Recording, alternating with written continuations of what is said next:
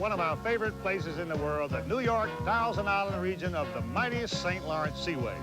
Now, this is a big one because it's the kickoff of the 1989 Bassmaster Tournament Trail. That's the first stop on the road to the Bassmaster Classic later this year. Not only is this area famous for its beauty and tradition, but it boasts some of the best bass fishing in the entire country.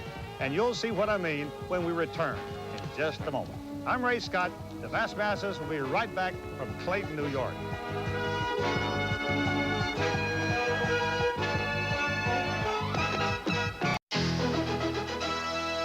The mighty St. Lawrence Seaway, gateway to the Atlantic and site of the $175,000 Bassmaster New York Invitational. The first stop on this season's Bass Angler Sportsman's Society's Tournament Trail. The town of Clayton on the banks of the St. Lawrence has been a regular stop on the BASS professional fishing circuit. And the islands and bays, weed beds, and rocky drop-offs are familiar to many of these Bassmasters. The time is mid-September, and the bass that inhabit these current-driven waters have started their fall migration, feeding up for the long, cold, ice-bound winter ahead. Bassmaster Ken Cook of Oklahoma, who fished a bay off Lake Ontario to win this event in 1987, is fishing the same area this first morning of the three-day competition. The anglers are allowed to weigh in a 5 bass daily limit. Each fish must measure at least 12 inches long. After catching their limit, the contestants try to improve the total weight by culling smaller bass as larger fish are caught. And Ken Cook goes about it scientifically. What I'm doing is I'm weighing each fish in ounces. It weighs in tenths of ounces. Then I mark each one with a different color pen and then put it in the live well. And then I write down the weight of that color.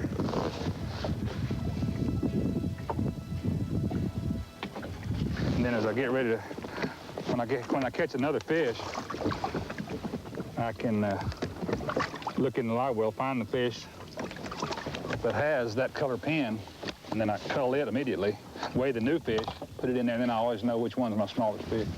I know that's the smallest one right there, right now, because he's obviously smaller. The first day weigh-in, and Mississippi's Robert Hamilton Jr. has bass in the bag. All right, Hamilton's a great bunch of fish, people. Look at the kilo. Oh, look at here, 18 pounds. 4 ounces. Mark it. All right, let's give him a nice hand and grab that big bass. Look at this big bass, people. Bob Hamilton has a marvelous bass.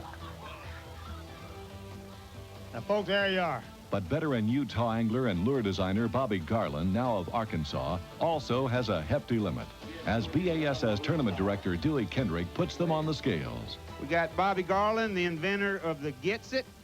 Bobby's living in Arkansas now. Wait, look at this string of fish, y'all.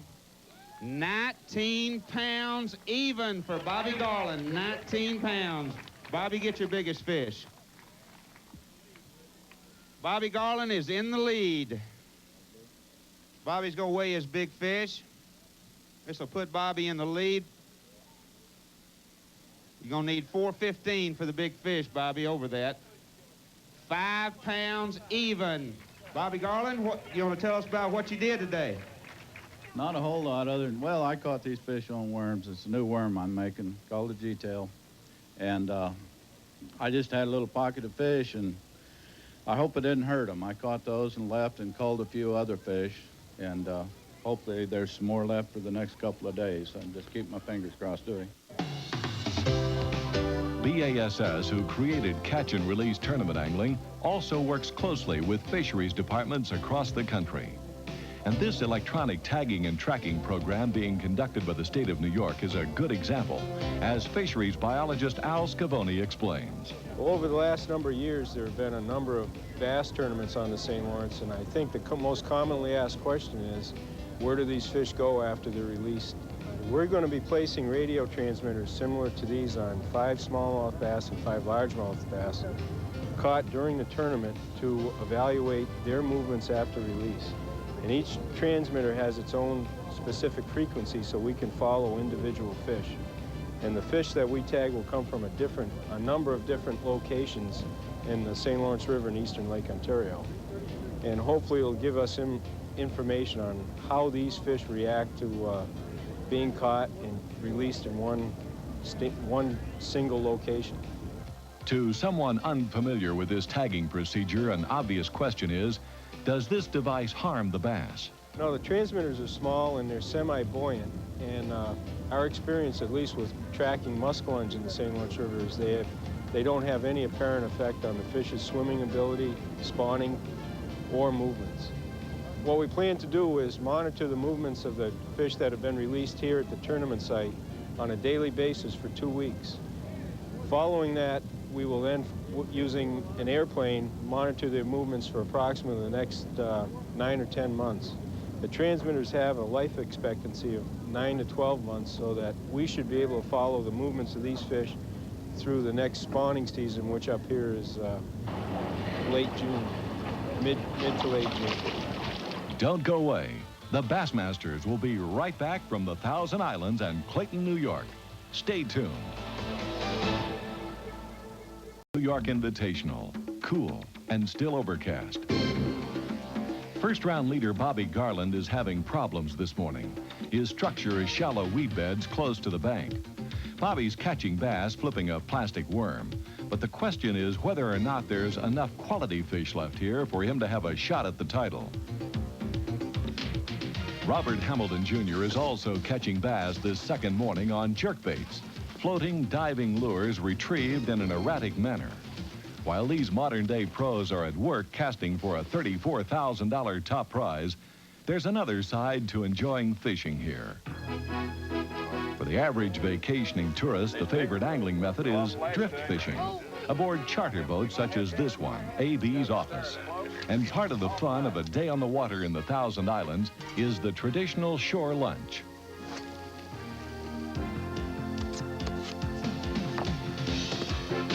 We're steaming.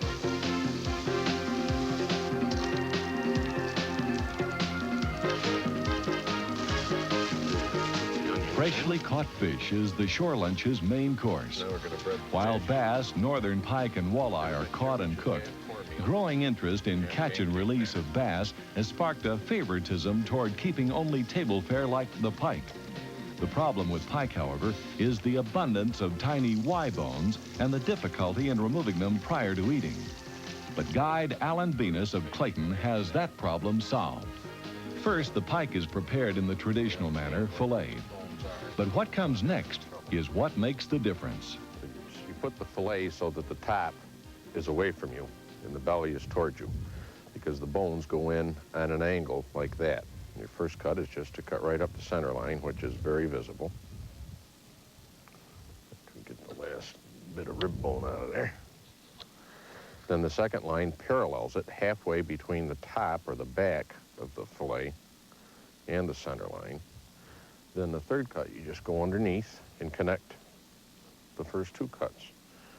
And what you end up with is a strip of meat that's got all the Y bones in it. And that's just loaded with bones. Then all you have to do is just remove the skin, as with filleting any fish. And there's your fillet of boneless pike. And most people around here prefer pike over bass, some over perch, some even over walleye. But most people don't like it because they don't understand how to get the bones out.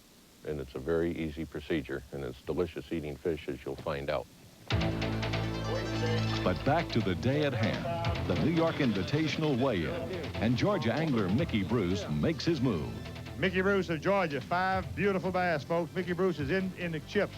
We've got largemouth. He had 13 pounds, 8 ounces yesterday. Watch the scales. 18 pounds, 2 ounces. Let's give him a great hand. Beautiful largemouth. Let's hold them up and show these people out here. Grab the biggest one yourself. Folks, these are all incredible fish. That puts him in the lead without question. These are just 2 of the bigger. These are largemouth bass, and you've been noticing smallmouth. The largemouth, if you can find out where they are, and I might tell you that in 1980, when we first came here, most of the natives didn't even know the largemouth were in the water. But there's a Bassmaster here the crowd has their eyes on.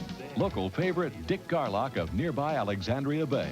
And he has fish. Dick had 13 pounds yesterday. He's coming in with 5 bass today. Some big bass, mostly largemouth. Look at this string for Dick Garlock. Wait for Dick Garlock, if it'll ever slow down. 18-14. 18-14. Get your big fish here, Dick. Dick Garlock is just taking over the lead, ladies and gentlemen. What I did here in this tournament, I decided I'd just do some diving and look at the fish and look around the bottom and just see what the fish were doing, where they were and where they weren't. And I'd done a little of this all summer long, and in fact, it can help you and it can also hurt you, because what happens, you'll see a school of fish and you'll say, well, gee, I'm going to fish right here. And I did that in a tournament. And I fished 6.5 hours on a school of fish, never had a bite. The Bassmasters will be right back from the New York Invitational, where the catching's fast. Don't go away. Last morning of the New York Invitational starts gray with low, fast-moving clouds. And for tournament leader Dick Garlock, the forecast is good. Clearing skies and lots of sun. Conditions which he favors because of better visibility in the water and more active bass. But it looks as if he's doing okay even under the clouds. He's not as big as yours, Butch, but he's a good one.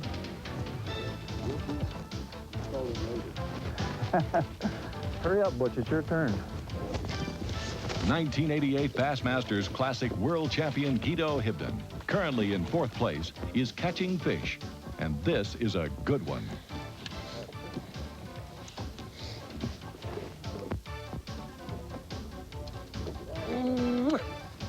And again, the leader, Dick Garlock, scores. Although 2nd place contender Mickey Bruce is catching bass, he's having his problems this morning. The fish, I don't know where it's the front or what it is, but I've had 4 or 5 strikes this morning. I've caught 2 and I've lost a couple, but they're just not taking the bait the way they were the previous 2 days. I've been getting anywhere from 6 to 10 bites a day, but they all been good quality fish. If I can just keep hammering at them and fish a little bit slower, maybe I can do well. There's plenty of fish around if I can just get them to bite.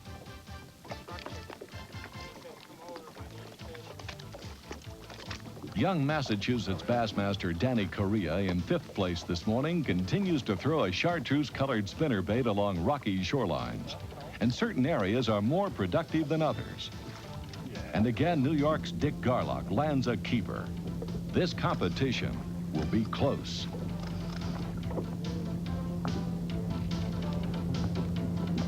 And the final tally, Dick Garlock, the leader, weighs in. Let's have a nice welcome as he comes on.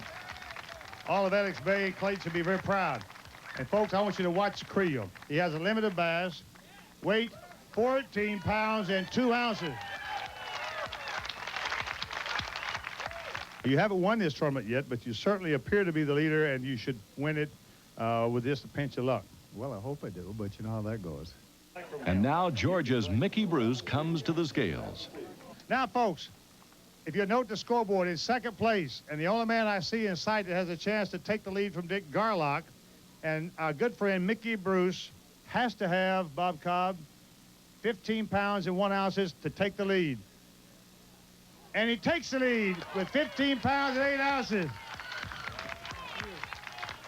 Not over yet, but I feel a lot better. My Lord, that's the biggest, one of the biggest stringers of the day. And can you believe we're looking at what do we got? All largemouth, folks. Once again, the largemouth score. And folks, I want to tell you, these are beautiful fish. Garlock, I thought, had it in the bag, and here we are with an incredible creel. Gee whiz. Well, Mickey, I've got to ask you, buddy. Listen, I don't know. That is an incredible come from behind. I mean, you had to have the weight. When did you feel comfortable? Well, right after the camera boat left, I felt comfortable. I accused Chuck being a jinx. Chuck is one of our commentators on the Bassmasters show. That's right, and not really. The fish this morning weren't. I was getting the strikes. They just weren't taking the bait right. The first 3 or 4 fish that bit me, I lost. What lure were you fishing with to catch those beautiful largemouth? I was using a lure that you don't usually lose a lot of fish on a Stanley jig, and they just weren't taking the bait this morning. Then after it warmed up, They kind of got a little tighter on the structure I was fishing, and was able to catch 2 limits along with my partner. So you caught, how many actual fish did you catch yourself today? 10 or 12, I'm not sure. My partner's got a good sack back there, too. All right, I wish you well and hope you hold out. Congratulations if you win. There's only one angler left in a position to win, Guido Hibden. Guido needs 18 pounds to take the lead. In 13.8, 18.13 he needs. Watch the scales closely, folks. Watch the call. Needs 18.13 to take the lead. 16 pounds, 15 ounces, not quite, but a great catch. Nice hand, folks. Well, it's over. Mickey Bruce captures the 1989 Bassmaster New York Invitational Championship. How did he do it? What type cover did he fish? What lures? We'll let him explain. Well, Mick, congratulations on the win. You know, when I was sitting out there with you today shooting the pictures that you said we were jinxing, you know, not catching the big fish, I thought you had a real good chance at it. One thing that I know the viewers would be interested in, you moved about 15 or 20 times when you were out there. And what were you doing? What were you moving to? I mean, we were sitting in 25 feet of water, and you said, well, I just caught that one out of 7 feet. So the pattern that I was fishing was, it's a typical fall pattern. If you'll notice, the area I was fishing had a big flat back there with a lot of grass in it. It's a spawning area.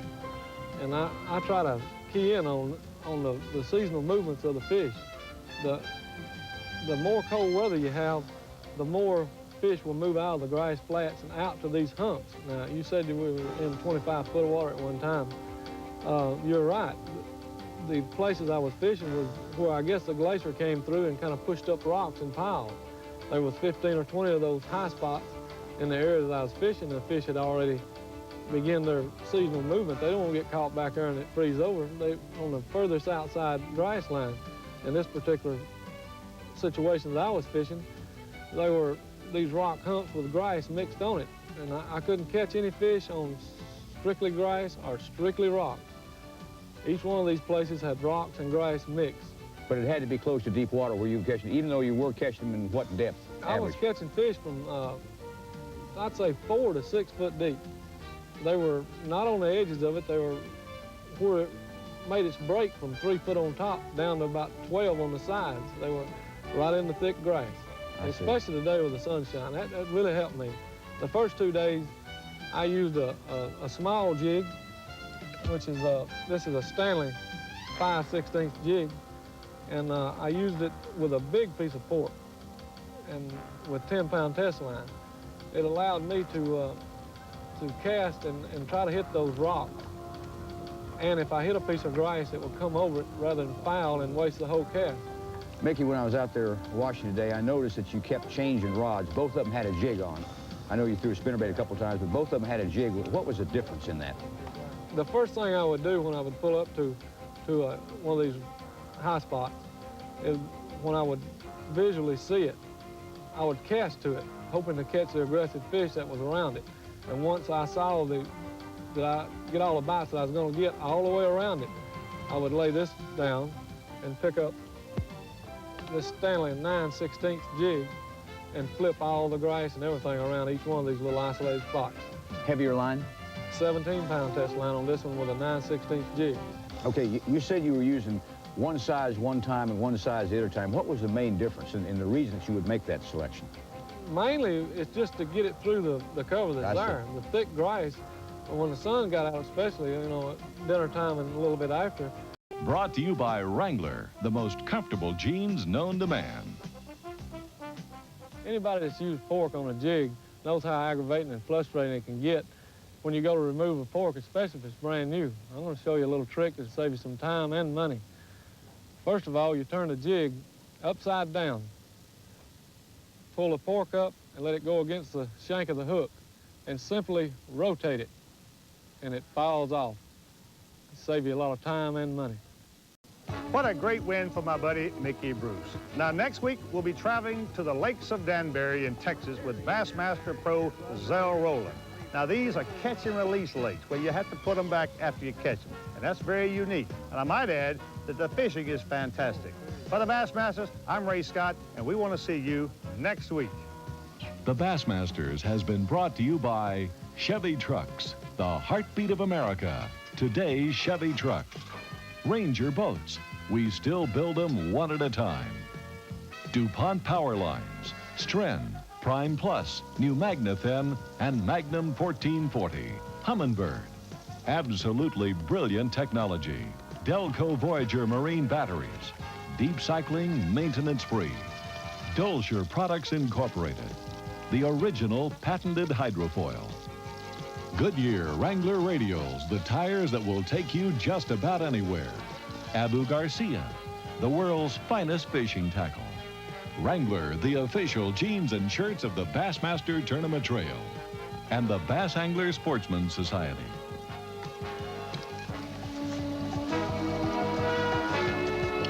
Cheers and good fishing.